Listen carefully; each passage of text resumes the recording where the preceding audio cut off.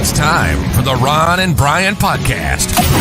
Get ready to fill your ears with the latest news, politics, current events, and whatever else we feel like talking about this week. And now, your hosts, Ron and Brian. And good evening, everybody. Happy New Year. It is Monday night. It is 8 o'clock. It is 2023, and it is time for episode 238 of the Ron and Brian podcast. Brian, how are you doing, my friend? It feels like a couple of weeks since I've seen you last.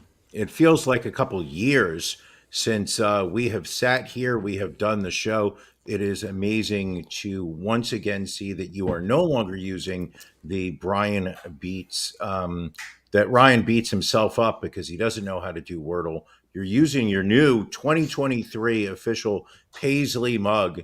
I don't know what's going on with that mug over there. It's got owls a lot on it. of color. But I do. This is a special time, and it's just I'm just glad to be here. All right. Well, we have a lot to get into. It's been a couple of weeks. We hope everybody out there had a Merry Christmas, a Happy New Year. We've obviously been off for a couple of weeks, so let's just get right into it with Drink of the Week. Drink of the Week. Na zdrowie! Salud. Drink of the Week. Sláinte! Prost. Drink of the week. Drink of the week. Drink of the week. Drink. Brian, what are you drinking this first episode of the new year? I dug into the back of the beer fridge. I pulled out myself a hazy IPA coming from our friends over at 18th Ward Brewing. This is their Airship Tycoon hazy IPA. You know, Ron, it's a super easy. First off, just look at that color before I go into a description. Yeah. Look at that color. It's a super easy drinking New England IPA brewed with a mashup of American, German, English, and New Zealand ingredients. It's a huge bouquet of orange marmalade, guava, and passion fruit, which complements a peppery dankness on the nose. Massive citrus and tropical fruit with a light malt backbone and a pleasant bitterness finish. This light-bodied NEIPA fills itself out, coming in at a 7.80 ABV. This is Air Tycoon. Take a sip. Oh, that's a deep sip. How are we liking it? It's got some flavor there. All right. The bitterness is masked by the citrus, so I'm enjoying it. All right, This very will nice. be a good beer. Good. Ron, Yes. what are you drinking? Well, Brian, as you know, last year we solved our dispute with the good people over at Tavor. They're friends of the podcast again, and I was speaking to them, and they mentioned the last time they were on the phone with you, they were like, Brian just wouldn't stop talking about how he likes nuts in his mouth. Are you similar? I'm like, well, if it's in a beer, sure, why not? They weren't quite sure how you meant it, but they sent me from the good people at Indeed Brewing in Minneapolis, Minnesota. This is their mixed nuts cream ale. It's a spritzy mingle of hazelnuts, almonds, and roasted chestnuts. Clocking in at a 5.5. It's got notes of nuts, salt, and bread. Pretty nice looking body to it for a cream ale. Let's take a sip and see if the folks at Tavor did us right. That is a healthy looking beer over there. Ron, That is actually, hold on, there it is. now what kind of bread are you tasting? Are you tasting rye? Are you tasting sourdough? Getting more of just an overall yeasty taste from the bread, undertone of the nuts, and then the salt. Not too salty. I was concerned that it'd be too salty. We don't like. You don't want salty nuts. We don't want salty nuts around here. Yes. I'm going to give this one a thumbs up. I'm glad I'm drinking it. It is champ approved. Brian, we rolled out the new Ron and Brian title belt in our last episode of 2022. Quickly has become one of the most popular accessories for the podcast. Let's see it again. We're just gonna hold it up real quick. Again. I mean, look at that beautiful thing from the folks at Trophy Smack. It I mean, again, looks like it's got heft. again, it's 6 pounds of gold. We are working on getting more available on the web store, but we'll talk about that later. We've got, like I said, we've got so much to talk about, and we got our first beef of the week.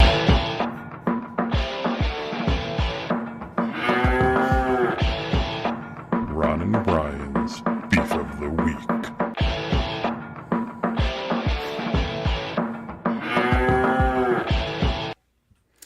Brian, what's bothering you this week?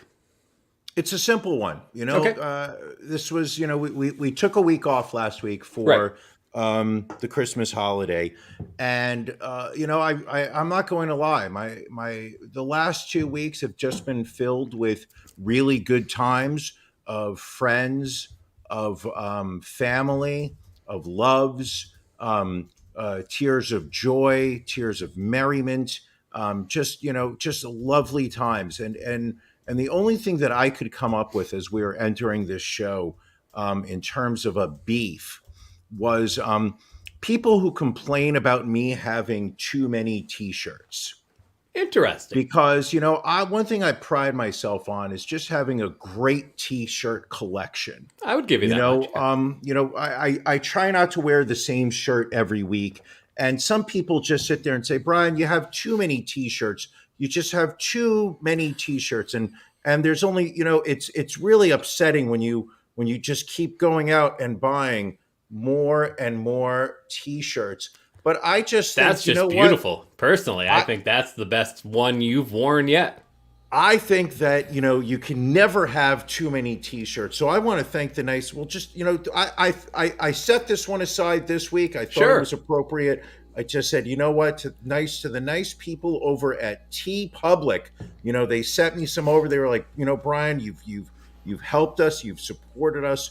What kind of shirt would you like? Just take a look. And I mean, just look at this beautiful T-shirt that I'm wearing today. It is beautiful. Just rocking it today. Brings a little tear to my eye, actually. It makes me happy. Makes me so happy to hear. Ron, yes. What's your beef of the week? So my beef, Brian, is Christmas undecorating this week. Love Christmas decorating. Big fan of the holiday. You wouldn't know because you didn't make it during the holiday season. But the wife decorates. She loves Christmas. A lot of decorations up. Every room decorated. Sure. Looks like a frickin' magazine in here. And then New Year's Day, we drop everything and put everything away, and it's a many-hour task. It's many trips up and down the cellar stairs, reorganizing the storage. So again, love decorating, love Christmas, but it's the undecorating on New Year's Day that's kind of a pain. Now, I have a question. Why do you guys have as a? Do you always do it on January 1st? How come? Because sometimes we'll do it, the weekend after Christmas. It just, a lot of times we'll just do it New Year's Day because we're off from work, and just a good way to, get things taken care of. Okay, that makes sense. Good question from Janelle. Is my shoulder drooping from having holding that belt for so long? I have had to uptake a workout regiment since getting this belt. So I am stronger than ever, and I'll be easily carrying this belt. I'm going to set it down till later. It may make an appearance during After Dark tonight, but it does get a little bit heavy. So we'll just take it off there. Let's see. Oh, Brian. Yes. We also have to let people know our picks for the final weekend of football. That is right, ladies and gentlemen. It is time for NFL Locks of the Week.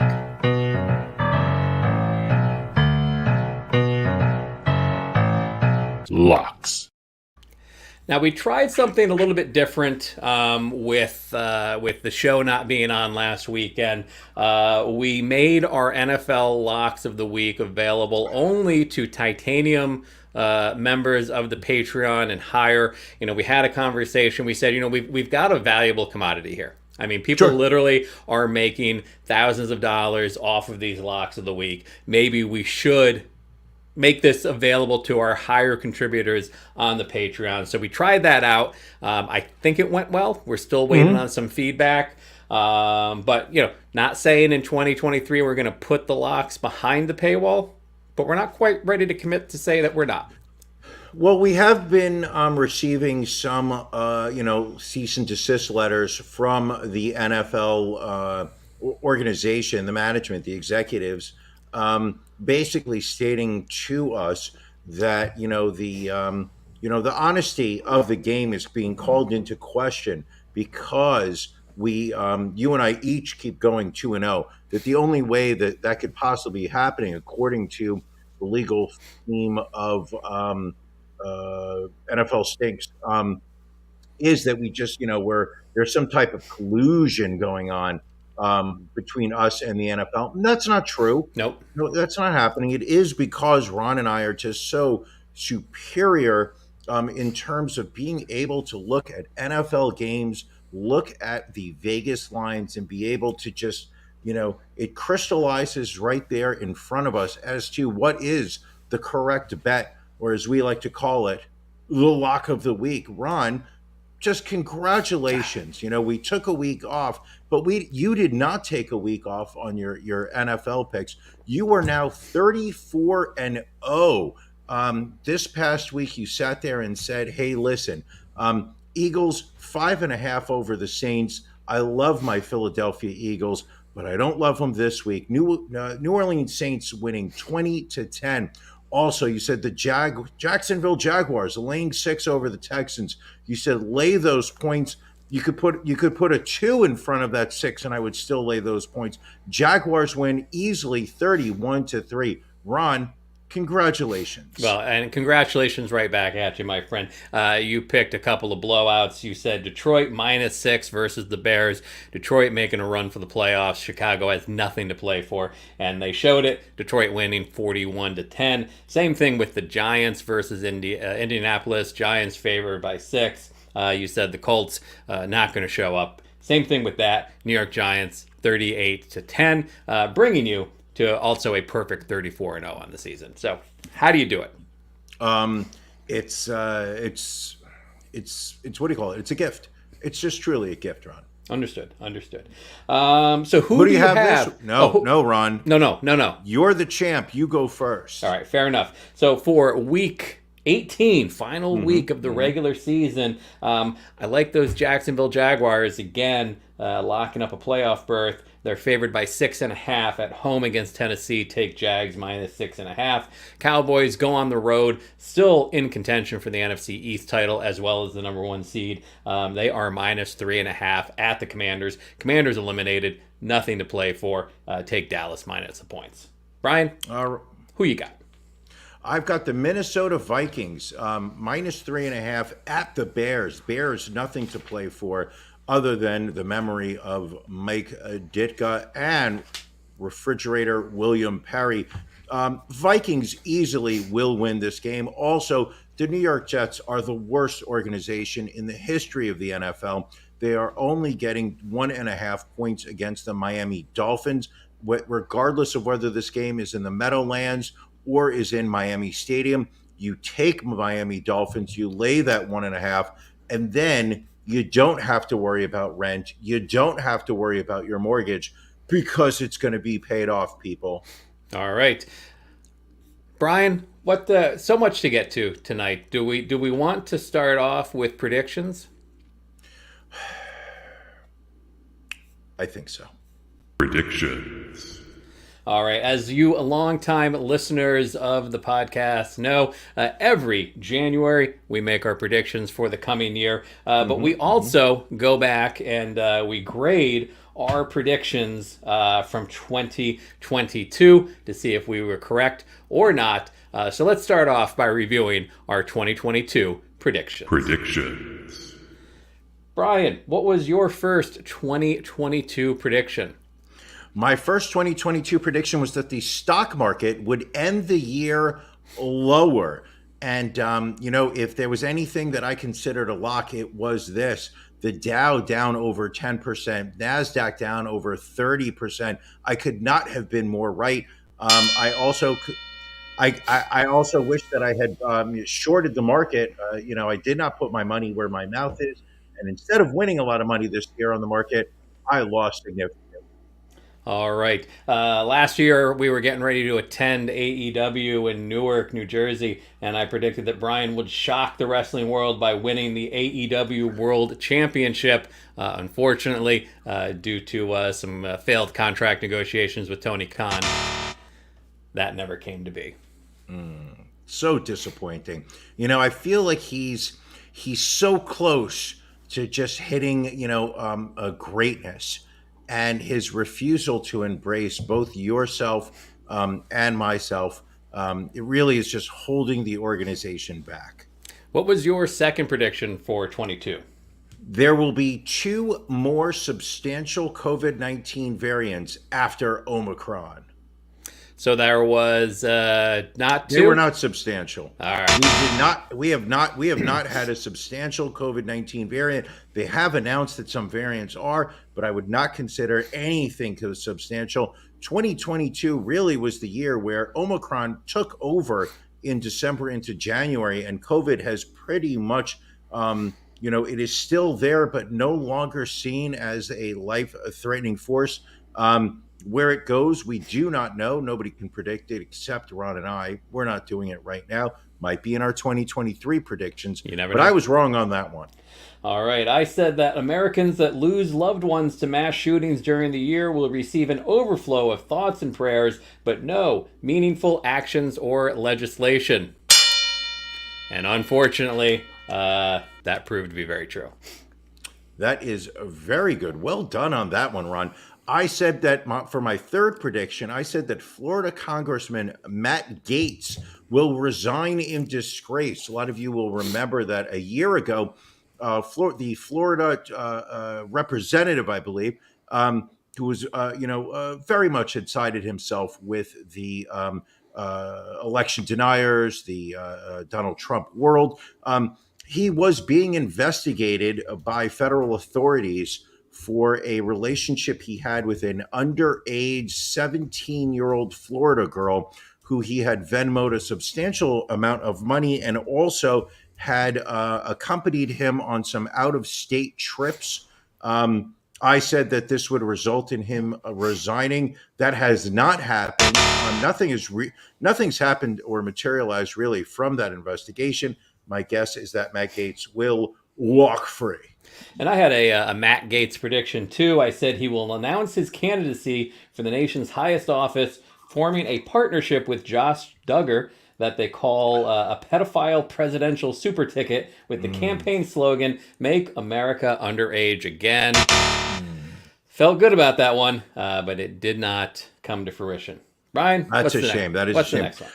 My fourth prediction, I really went out on a limb here, and I said that Ghislaine Maxwell will be alive on December 31, 2022. A year ago, this did not look like it was going to be something that was going to happen. I am proud to say that when I put my head down at 11:59 on December 31st, Ghislaine Maxwell was not only alive, but she was thriving in a federal penitentiary. Ron. All right, good one. Yes. Ron, what was your fourth pick? Brian will go to a strip club and spend no money, hoping to put the $900 story permanently to rest. Did you go to any strip clubs this year, Brian? I did not go to a strip club this year, Ron. I'm sorry to disappoint you. $900 still in my pocket. All right. Well, I mean, half and half. I'm going to call that Sure. 0.5. Yep. Nah, you can't take a 0.5. All right. For my fifth pick, I said that Andrew H. will be the winner of the Ron and Brian podcast 2022 Death Pool, and that William Esquire will be a close second. I know that we are going to put a pin on the death pool. We've got a lot to discuss with that later. But I'm just going to, reveal that I took a loss on that. All right. I said that spring will bring us the Lambda variant of the coronavirus. Current vaccines will be ineffective in fighting it, and the only people immune from it will be those lucky enough to get a blood sample from David Carradine or Anthony Edwards. I guess that was a bit of a stretch. That did not take place. This one is really hurt because I was positive on this one. I said that Ron will divorce his wife and embrace the furry lifestyle. I've predicted this the last 14 years, and I took a loss in 2022. Yet again. Speaking of taking a loss, my sixth prediction was that the New York Yankees will win the 2022 World Series. That's a shame. Don't want to talk about it. Should have happened. Speaking of predicting sports teams to win major championships, I predicted that the Green Bay Packers will win the 2022 Super Bowl. Not even close. It was the Los Angeles Rams. All right. Johnson & Johnson will admit that they never really came up with a COVID vaccine. They had just filled a bunch of vials with watered-down baby shampoo. QAnon really gave this some traction, but unfortunately we were not able to get confirmation. So I'm afraid I have to take an L on that. Speaking of taking L's, I predicted that the Republicans will take control of the Senate, but not the House during the midterm elections. I was close. The T was muddy. I had it mixed up. The Republicans took control of the House, but not the Senate during the midterm elections in what was widely seen as an embarrassing showing in 2022 Congress elections, mostly blamed on Donald Trump and the candidates he supported. Ron, what was your eighth pick? The CDC will announce that testing is no longer needed for COVID-19. Instead, they suggest that if you feel sick, just spit into a friend or family member's mouth and see how it plays out. Surprisingly, that is actually up on the CDC website. I took a look earlier before the show. I mean, it's the science is there, Brian. That's all I'm going to say. The science is there. Can you include a link in the afterwards? In the comments here, because I'm not sure that I saw that. For my ninth pick, I predicted that Roe v. Wade will be overturned by the Supreme Court. Sadly, you were correct.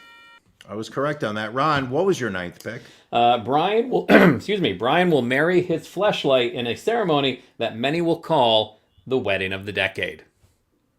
No? Nope, it is not happening. Sorry. All right, what was your final prediction for this past year, 2022? I said that Russia will send its military into Ukraine, resulting in a short operation before pulling back behind its borders. I feel like I'm about 75% correct here. Russia, not 100 though. Russia did invade Ukraine earlier this year, and I believe it was about February when the Russian troops invaded Ukraine's borders. It was they started off very strong, seizing quite a bit of land. However, the Ukrainian army proved to be quite the resistance, not only stopping the flood of Russian troops into the country, but actually taking the advantage and pushing Russia back. Russia has ceded much land that they initially took over. The amount of war crimes and deaths and dismay, despite William Esquire's glee, has been widely documented. Unfortunately, I don't think I can take a win on that one. All right. And my final prediction was, with Ron and Brian not pointing out racism each week, people will forget it exists and it will just disappear. God damn, you got that one right. I did. You got that one right. I got that one. Well, that can only mean one thing. It's time to look ahead to the coming year and give our new predictions. All seeing, all knowing. All right. Brian, start us off. What is your first prediction for 2023, my friend? All right. So my first prediction is the stock market ends the year positive. Oh, all right. I mean, it would make sense. What goes down must go up again. Absolutely. And I've got money invested. So let's Let's make it happen. Ron, what is your first prediction for 2023? The Yankees will win their 28th World Championship, beating the New York Mets in a dramatic Game 7 when Carlos Correa's right ankle will break in the bottom of the ninth, trying to field an Aaron Judge bunt, allowing the winning run to score. That is oddly specific. Gaze into our crystal balls. And oddly, we're talking baseball here. My prediction is the New York Mets fail to make the MLB playoffs. Interesting. So only one of us really can be fully right on that. It'll happen. All right. Andrew H. will return to championship form in the 2023 death pool, racking up 8 deaths and a record number of points. Listen, if there's anybody rooting for him, it's Ron and Brian. My third prediction is, and like I said earlier, we're going to put a pin in conversation of the death pool. We will be talking about it shortly. Yes, exactly. So what is your third prediction? That Vladimir Putin negotiates a peace treaty to end the Ukraine war. Interesting. Very interesting. There will be peace. All right. My next prediction. Conversely, Brian will also return to form in the 2023 death pool, scoring a total of 0 points for the year. You're such an asshole. Thank you very much for that one. Sure. My fourth prediction is that Twitter will file for bankruptcy. Elon Musk paying over $40 billion. I think it was $44 billion in 2022. The company is failing to show a profit. Finances have gone even worse. Recent news stories this past week were that the Elon Musk had fired the janitors or the cleaning company, and that employees were being asked to bring in their own toilet paper into Twitter headquarters. So I'm going to say Twitter files for bankruptcy in 2023. Predictions. Ron, Yes. what is your fourth prediction? Donald Trump will drop out of the 2024 presidential race after losing a CPAC straw pool, claiming that some straws were allowed to vote multiple times. Oh, no, that's not going to happen. What will happen is there will be a government shutdown due to the political parties not working together and failing to agree on a spending bill. Ron and Brian. Mediums in predictions, extra large in the pants. All right, Brian will lose the Super Bowl bet, allowing Ron to retain 51% ownership and the Ron and Brian title belt. Ron, that is not going to happen. You know that. I know that. It's not even a prediction. I didn't even waste a prediction on that one. We know that hefty belt that has caused you to permanently walk the streets of suburban Philadelphia at an angle, that belt is coming to Queens in 40 days when I win the Super Bowl bet. My prediction, in fact, is that the Minnesota Vikings will play in the 2023 Super Bowl, but lose to the Buffalo Bills. Interesting. All right. Oh, I'm already judging that wrong. That's okay. Maybe you'll be right. My next prediction, the COVID-19 pandemic will be officially declared over in 2023. By whom, if I may ask? Because I think the WHO handles that. So apparently it has not officially ended. So okay, I think 2023 is going to be the year. All right. My seventh prediction, cryptocurrency will suffer at least 2 more significant crashes, further eliminating the likelihood of Brian ever making his investment bank. A lot of people know that I watched the cryptocurrency craze of 2020 happen. 2021, I watched it, Bitcoin just keep going higher and higher. What did I do?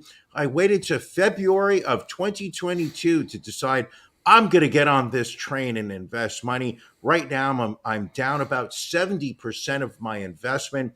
I could sell now and walk away with some cash, but I refuse to because I'm not a quitter. Cryptocurrency will once again go even lower this year, and just make sure that I never make any money. Ron, what is your seventh pick? All knowing. My next pick is that Joe Biden's mental fitness will be questioned when he pardons his turkey sandwich the week before Thanksgiving. That's not nice. Listen, the man is in his 80s. He is the president of the United States.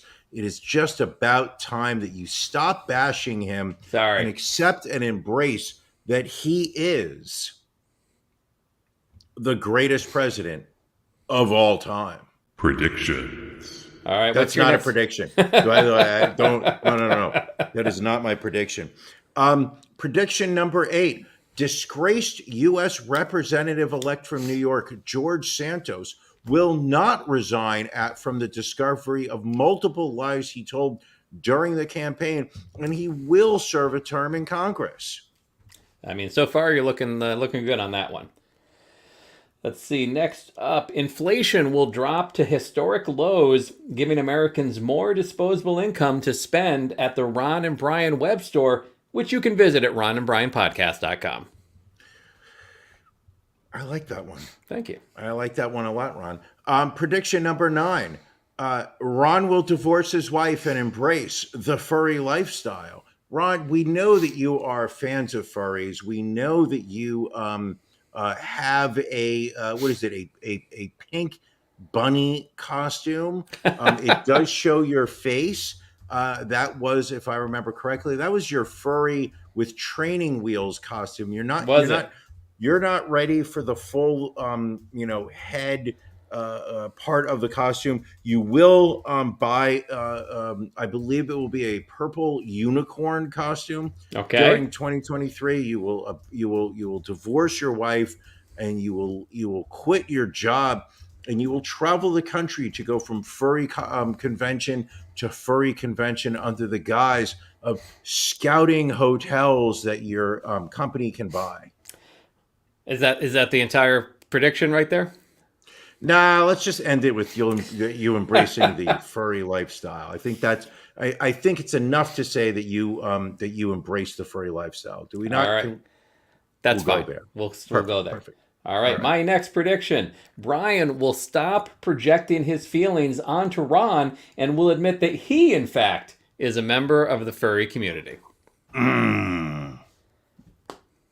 No, never going to happen. I am not a furry. Ron, my 10th prediction, my final prediction for 2023 is that Brian will win the 2023 Super Bowl bet against Ron and become 51% owner of the Ron and Brian podcast. All right, my final prediction for 2023 is that Brian will successfully manage his calendar for the entire year, and he will not cancel attending important events in his friends' lives. Predictions. Well, we've got that is actually a prediction that I am also making. We've got 363 days to go, so we will see how well this all plays out. Let's do it.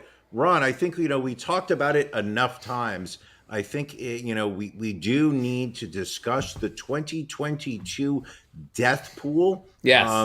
The calendar has struck January of 2023. We are looking back on 2022. Yep. And I think it is important that we acknowledge those contestants in our death pool for 2022 who guessed correctly. I think it is important to point out that Brian did not score 0 points this year. Very true. Thanks to you, Jerry Lee Lewis dying.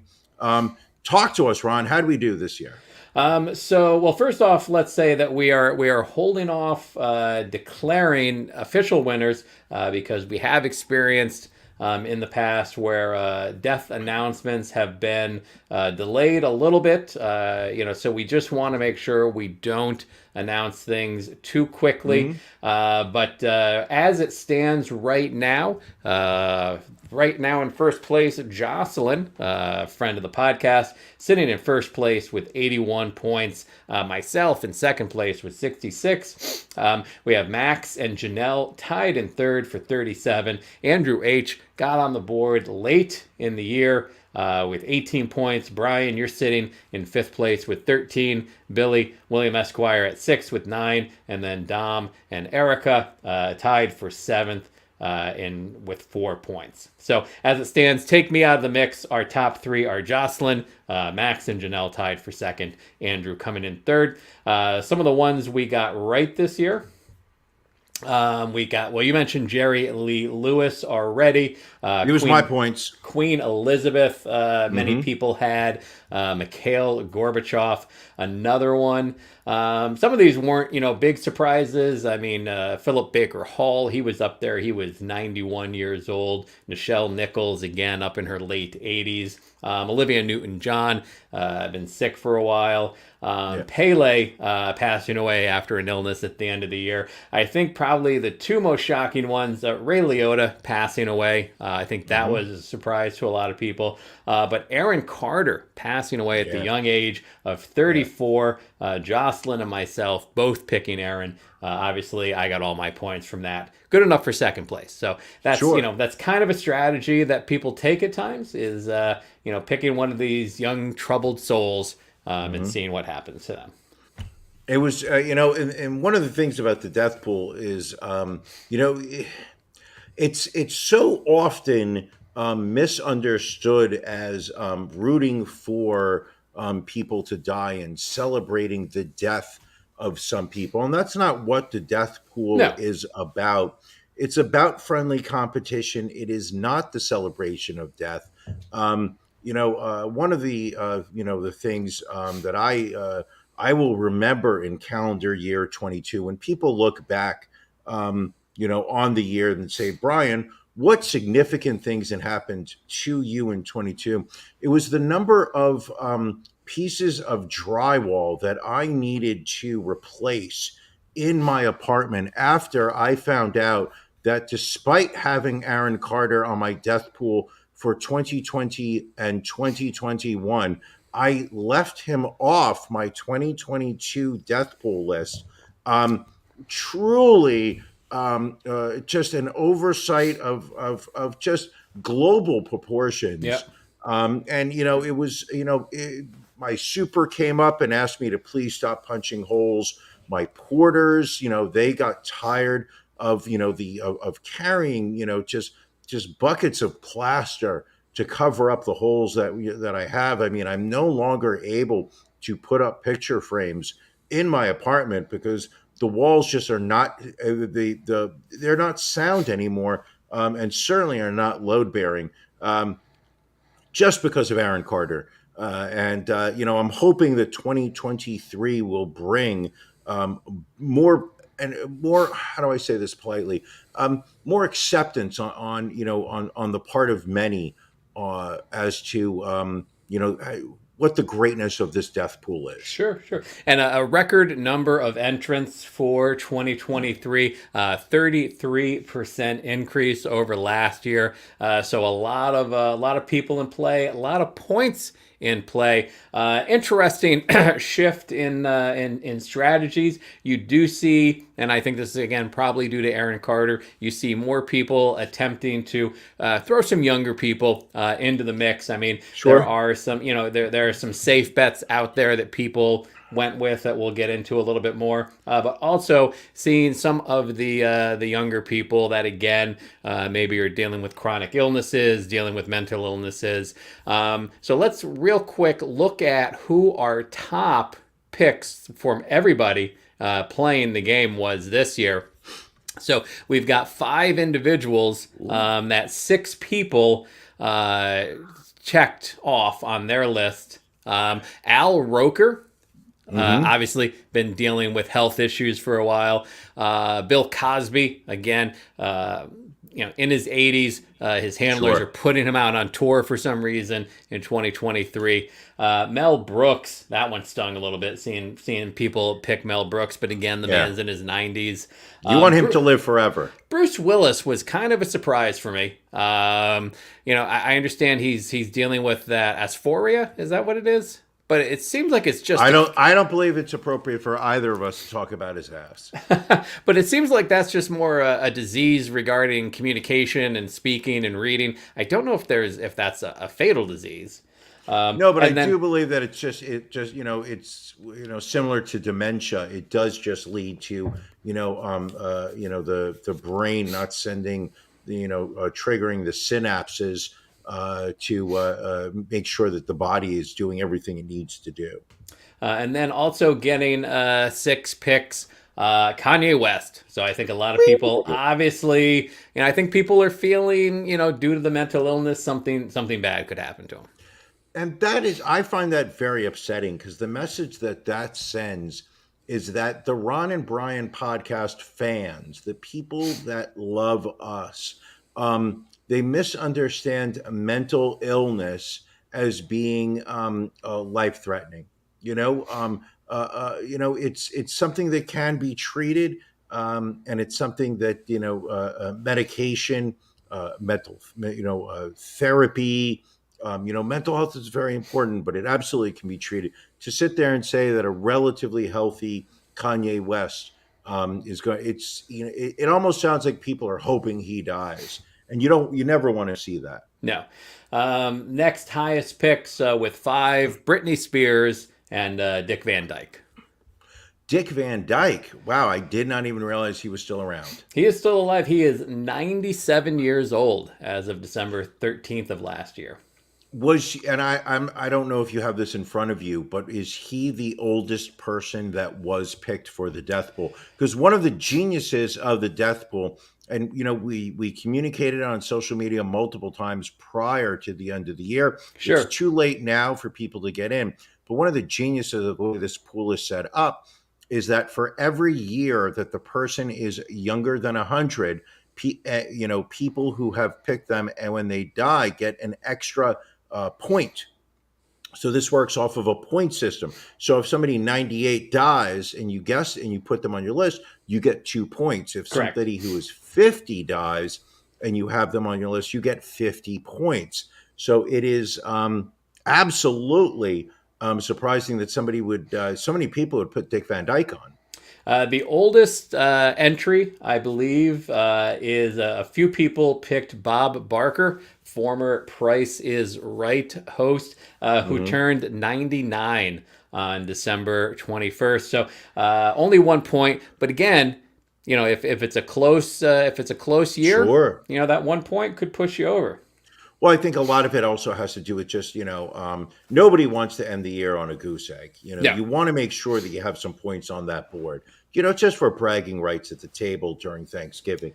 I know that, for the past month, people have been focusing on Christmas and New Year's, but, the stories during, the early part of December of just, families that were getting into physical altercations over, family members who had, not guessed anybody correctly. I understand Bob Barker picks in that case. Makes for a very happier familial Thanksgiving.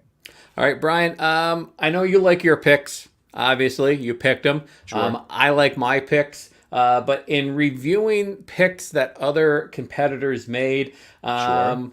Who were some of the ones you saw that other people made that you were like, man, I wish I had picked that one?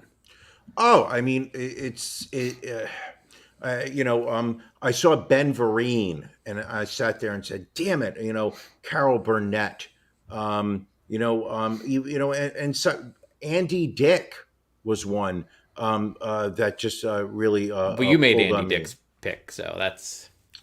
Well, I know that. I was just throwing. Of course, Ron. That's my way of slightly making sure that you're paying attention. Always, my friend. Gary Busey was one that I was jealous when I saw that 2 people have picked Gary Busey. Also, and this is one that I thought was very interesting, was Gary Glitter. Love the Gary Glitter pick. Popular, in the 80s with whatever, that song he had. Hey, rock and roll or whatever it was. Rock and roll part 2. Has been in prison for almost 20 years on pedophilia charges. Somebody picking him. What I like about it is that it's twofold. One is that he is released into the general population, and is taken out by somebody who is a pedophile hunter. And also, it also has the likelihood that he goes out there and finds all of the underage women that he can have sex with and cannot handle the lifestyle because he is now 20 years older, dies of a heart attack. I mean, just a genius pick. Ron, what made you jealous when you looked at the picks? Again, I loved the Gary Glitter pick. Val Kilmer. I think that's a great pick. A few people picked Val Kilmer. Some of the long shot picks that I really liked. Christina Applegate was a good pick now that she's having some medical concerns. I think Nick Cannon, very random pick there, but highly plausible. The man's got 37 children. It's got to take a bit of a toll on you. Doc Antle from the Tiger King, great pick. So it's gonna be an interesting year. I like my picks though, Brian. I gotta admit, I like my picks. I like my chances. Now, what's interesting is that this is one area where you and I will not be wagering over. Correct. There's too much. It's too off the wall. Oh, Randy Quaid was another one. I was like, man, that's a great pick. Didn't even know he was still alive. I thought he was gone. I know that he had, gone down the MAGA QAnon wormhole, but he was so off my radar that when I saw him, I got jealous. I mean, George Wendt from Cheers. Yeah. Just because that's the thing. You see a lot of very random celebrity deaths throughout the year. And so I think there's a level of randomness, people that are older that other people tend to forget. Yeah, and the one thing that really is, that makes me feel proud to be, working within this organization is looking at people's different entries. It really made me proud to see the amount of people who had really put a time and effort into their entries. This, this was not, you do not see an entry where people just throw in, oldest celebrities or only 6 celebrities. But this was, you knew that there were people out there, in fact, 33% more people than last year, who really had spent some time and effort making their selections, with the goal of, I want to score as many points in this pool as possible. Sure. Just an exciting time. Speaking of celebrity deaths, Ron. Well, wait, before we get to celebrity obituaries, just 2 more things I want to point out. Cousin Brucey, I forgot how much I loved the Cousin Brucey pick. Again, he's in his 80s. I think that's a great pick. Stop out. Time out. Cousin Brucey is still around? He is still alive. He's still DJing on the radio, Cousin Brucey. No, that has to be artificial intelligence just cutting and pasting the different words he has said over the years. I imagine they took Cousin Brucey and just put him in the studio for a couple hours and had him read the dictionary so that they could properly just put the words together. I think my favorite long shot pick comes from Andrew H. Andrew H. Again, Andrew H. didn't win this year. He's a 2-time champion. Correct. It looks like he's going to finish 3rd this year. So I think you kind of have to start talking dynasty when you look at Andrew H. and you look at the death pool. Sure. I think that's the conversation that starts to happen. He put Ezra Miller on his list. The dude that was the Flash. The dude has been arrested 8 times and is just clearly off the wall out there in Hawaii. And he's gone to rehab already multiple times. The kid is 20 years old and careening down just a really dark path. Excuse me, he's 30 years old. 30, I apologize. 30. That is 70. That is 70 points for Andrew H. Genius pick. Andrew H. getting his picks in literally 20 minutes before the end of the year. And I saw the Ezra Miller pick and I was like, fucking genius. This is why this man is a competitor. This is why this man is a champion. Yeah, he is the Kobe Bryant of celebrity death pools. Ooh, ouch. What? Another good thing, Andrew H. The only person to still have Tekashi 6ix9ine on his death pool. Again, that's a high 0.1 as well. I believe he's only he's 26 maybe. That is 74 points.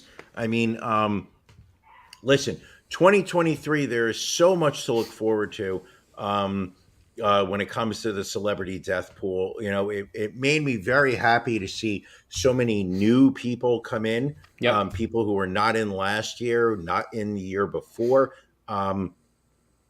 Welcome to the club. Welcome to the party, pal. It's going to be fun times. But as you were saying, Brian, we lost some people this last week of the Yeah. year. Some which people had picked for 2023 had to make some changes. Pele was one that a lot of people had picked, passing away a couple days before the end of the year at the age of 82. Pope Benedict, the 14th, Brian, I know he was on your list for 2023, passing away at the end of the year at 95. Barbara Walters, legendary newswoman, dead at 93. And then, obviously, we missed it while we were away. Franco Harris, number retired at the Steelers game last weekend. Immaculate reception, yes. Dead at 72. And then you put this one on. I'm not familiar with Ruggero Deodato, director of the most controversial film ever, dead at 83. What was that film, Brian? Are you not familiar with his work? Is he the director of Human Centipede? No. Oh. He is the director of the legendary 1980 movie called Cannibal Holocaust, infamous for featuring acts of sadomasochism, real animal slaughter, sparking outrage around the world and resulting in the film being banned in several countries. He was actually arrested after the movie had been made. Police seized all copies of the film. He was prosecuted for allegedly killing his own actors. And he literally had to convince the actors to return to the country it was filmed in to prove to the court that they were still alive. And let's also let's give some credit to our very own William Esquire, Don West, former TNA wrestling announcer. He had been on William's 23 death pool list, passing away after dealing with an illness at the age of 59. William could have started the year with 41 points. Instead, just misses it by a very narrow margin. Yeah, it's rough. It is, and again, we don't celebrate death here, but it is interesting to see how the world works sometimes.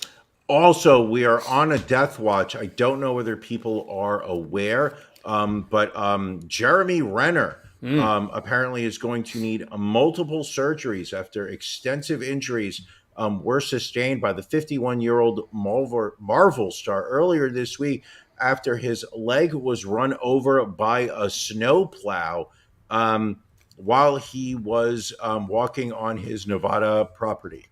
And also don't forget Martina Navratilova announcing today that she has been diagnosed with both throat and breast cancer. Obviously one of the all-time tennis greats. We are sending, as always, thoughts and prayers out her way. Thoughts and prayers. I think it's the thing we need to most.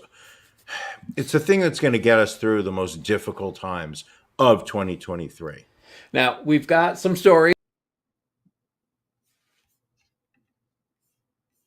That's odd. I wonder where Ron went. Or did I go somewhere? We'll keep talking. I don't even.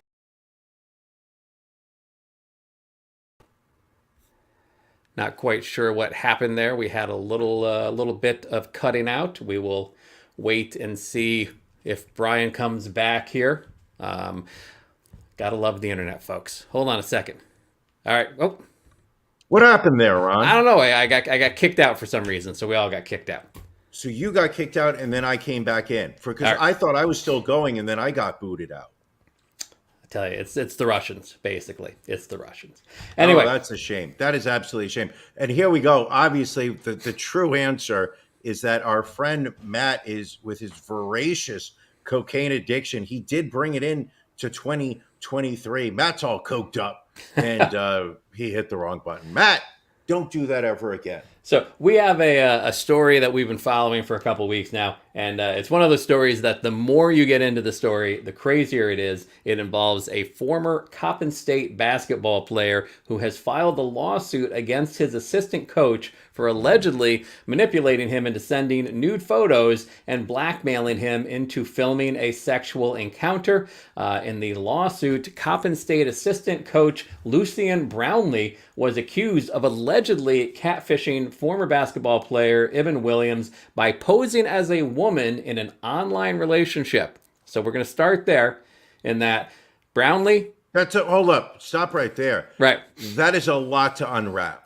So the assistant coach posing as a woman, going after one of the players, Evan Williams.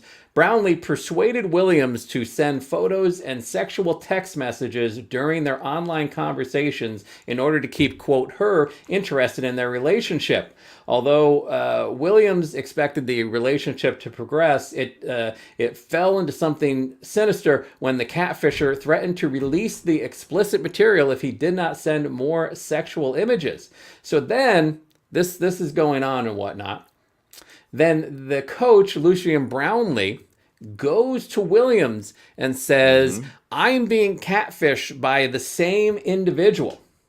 And so she's now saying that if we don't have sex together and film it, she's going to release the images that she has of both of us. Sure. So this player, worried about how this is going to impact his life, impact his scholarship, everything else, has sex with this assistant coach who was the one catfishing him from the very beginning. Where do you? I literally stunned and speechless. That I don't even know where in that story to point out, to ask questions and whatnot. The outrageous part of all this story is that he continued to play for the team because he was afraid of losing. I mean, we're talking about the player here. He was afraid of losing his Division I scholarship, his room, his board from the school. So he continued to show up to practice, even after reporting that an assistant coach had, in effect, raped him after catfishing him. Right. He reported it to the school, and his head coach's instructions were, show up to practice tomorrow and let's see how this pans out. That is the part that is just jaw-dropping. And the head coach of Coppin State still has his job. Oh, yeah, he hasn't been fired yet. Whether he should or not is up for speculation, but we will definitely see how this plays out. Staying in the sports arena, Sure. Alexandra Eckersley, daughter of former Red Sox pitcher Dennis Eckersley, has been charged for leaving a newborn baby freezing in the woods. I believe we have her mugshot here. There she is up on the screen.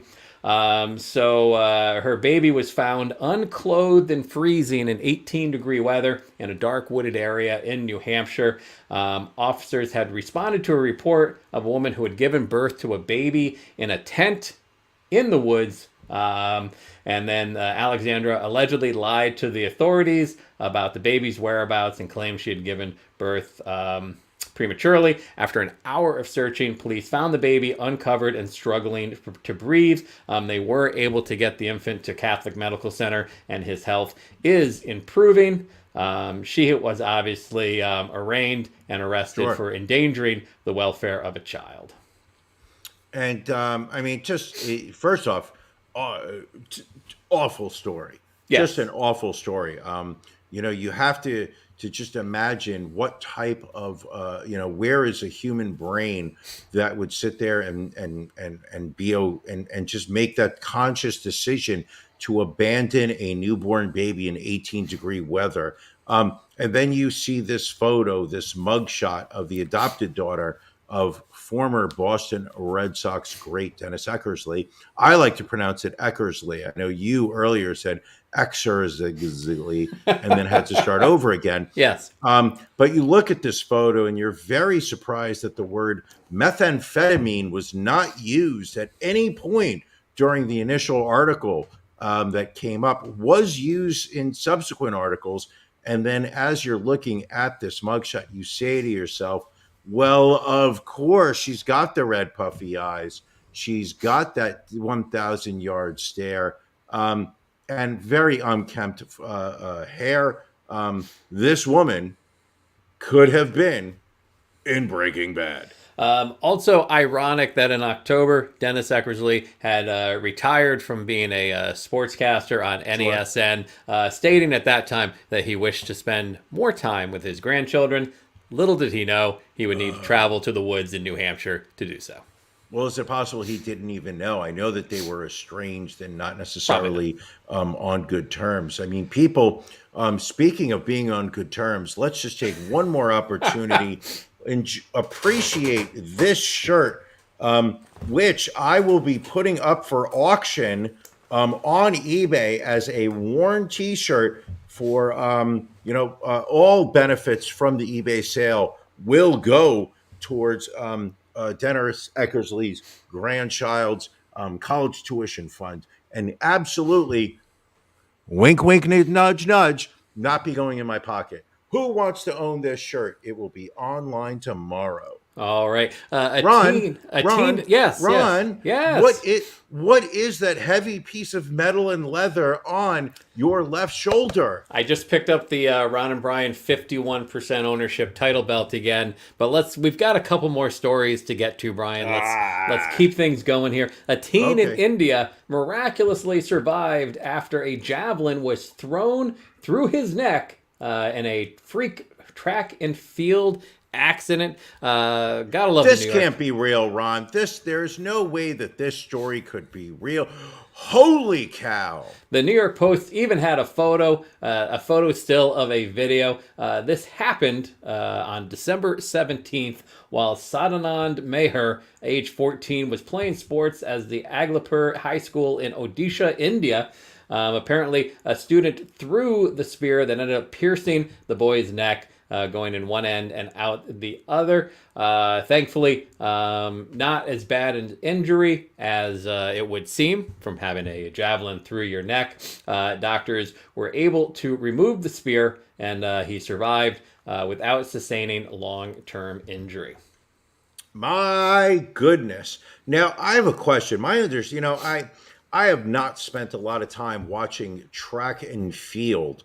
My understanding from, and it is limited knowledge, my understanding of the javelin as a sport is that it is something that is thrown at an angle in the air for distance, and that the trajectory of the javelin is that it goes up and then it hits a point where gravity suddenly starts to take over the forward momentum, and then it starts to come down at an angle. If you pull up that photo once again, Ron, I ask you, please, even though you've already deleted it. I need to pull up a better photo, Brian, which I don't know why. That javelin appears to be going at an even 90 degree. Oh, Jesus Christ.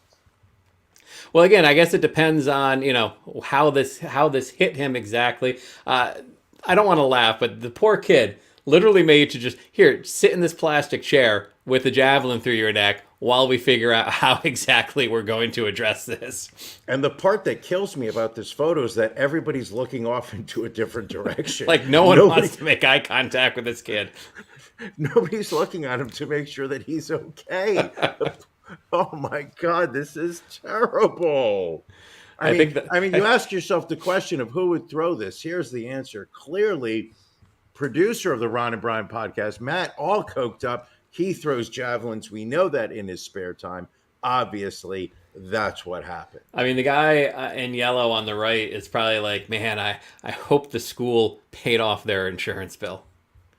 Oh, this is in India. There's very I would have to say that, they do not have necessarily the same exhaustive legal system that requires malpractice insurance. William Esquire asking the questions that need to be asked. The callback earlier from our story discussing the 2022 predictions. Lambda, lambda, lambda. Great. Lamar Latrell. Very nice. Javelin star. William Esquire. I believe that's the comment of the day.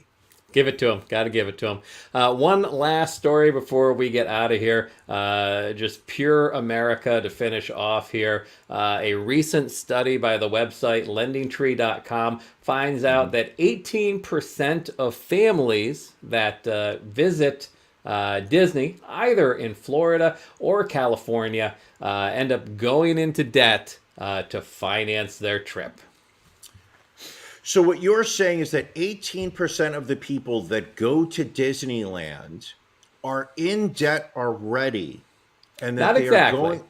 I'm saying that they borrow money either from a credit card or family members. 80% of them do say that they'll pay off their debt in 6 months or less. Not quite sure how accurate that is. But these are people that are either in debt and going into deeper debt, or Possibly. these are people that are willing to go into debt just so that they can go to Disneyland or Disney World or whatever the fuck you just said for vacation. So now the survey found that 56% were surprised by the price of food and drink, while 48% said the ticket prices were beyond what they initially had thought.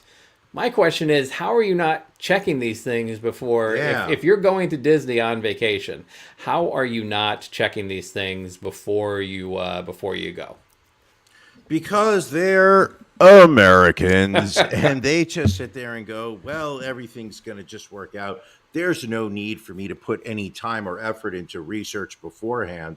I'm just amazed that about the number of people that are willing to go into debt just to be able to experience the pain and misery that is Disney World. Yeah, I my dad took us when we were younger, and God bless him. I don't know how he managed to do that. I mean, I was, probably 13. My brother was 17. No, maybe I was 10. My brother was 14. Right. Regardless. But again, I don't know how people can be surprised about the cost of food and drink when, in the same week of this story about the debt and going to Disneyland, it also shows that Disney sells a $185 holiday drink served in a little waffle cone shot glass. And we got a little picture of the shot glass here. So that is $180 each. So apparently, if this is at the Grand Californian Hotel and Spa, it is like I said, it is a waffle shot. Line in a waffle cone-like base that's lined with milk or white chocolate. It's made with Remy Martin Louis XIII Grand Champagne Cognac, which retails for $4,000 a bottle. Now, what I find so amazing is that you've got people who are spending $180 on this shot of cognac at Disney. Meanwhile, legendary singer Gary Glitter is right now in Thailand or Indonesia with $180 in his pocket, and he is getting way more bang for the buck than those people that are going to Disney. That apparently is correct. And that's what we're talking about. So William Esquire now reporting that a player may have just died on the field during Monday Night Football. Not seeing anything. Send a link or it's not happening. We need video of that. So if it did, we'll report on it next week. And you know where we are going to report it, Ron. We're going to report on that in After Dark, which we are going to be doing in 22 minutes from now. Ron, tell the people what After Dark is. So it is exclusive content for our Patreon subscribers. You subscribe at $10 a month or higher, gets you access to the live video, which will start at 9:30. Oh, the game is showing is delayed now. saying Hamlin injured on the play. So if they're actually delaying the game, yeah, that cannot be good. But anyway, go to ronandbrianpodcast.com. Go to the upper right-hand corner. Click on Become a Patron. Again, you join at the $10 level or higher, and you can join us at 9:30. Tonight is our pajama party, so a special 1-hour episode where we allow our Patreon subscribers to join us, and then we will also have a Can You Beat Ron, which is a game show concept come up with by Brian. And if you can beat Ron, we will make a $25 donation to the winner's charity of choice. That's not good that they're doing CPR on the guy for 10 minutes. Not good. So we will let's wrap this up. Let's check and see what is going on the game, and we will do After Dark in about 20 minutes. Brian, Happy New Year to you, my friend. Looking forward to doing this again with you. Anything additional before we cut on out for the week? Absolutely nothing. You know what? 2023, I think, will be our year, if I can include one last prediction for 2023, and that is that our After Dark Patreon will explode in popularity. You and I will be able to quit our day jobs, and we'll be able to do the show forever. God willing. Well, thank you all for joining us. Patreon folks, we'll see you in 20 minutes. Everybody else, we will see you next Sunday. Thank you for joining us on the Ron and Brian podcast. We're live each week on YouTube, Facebook, and Twitch. You can find prior episodes, links to our social media, and everything else Ron and Brian at ronandbrianpodcast.com. See you.